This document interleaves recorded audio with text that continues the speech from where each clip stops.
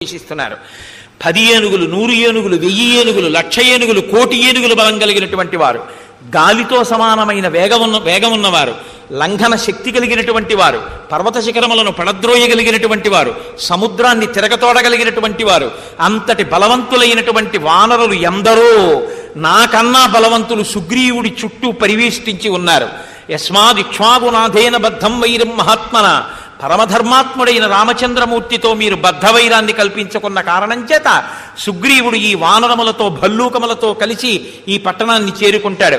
రామలక్ష్మణులతో కలిసినటువంటి సుగ్రీవుడు సముద్రాన్ని దాటి లంకాపట్టణంలోకి ప్రవేశించి బాణములను విడిచిపెడితే ఈ లంకాపట్టణం అంతా రామచంద్రమూర్తి యొక్క బాణ పరంపరల యందు కాలి ధ్వంసమైపోతుంది. ఈ లంక ఉండదు, మీరుండరు, రావణుడు ఉండడు. యోగి నోటి మాట ఎక్కడికి పోతుందండి? ఆయన అన్న మాట సత్యం అవుతుంది, సత్యాన్ని ఆయన అండం కాదు. కాబట్టి నయూయం నచరాక్షస నేయం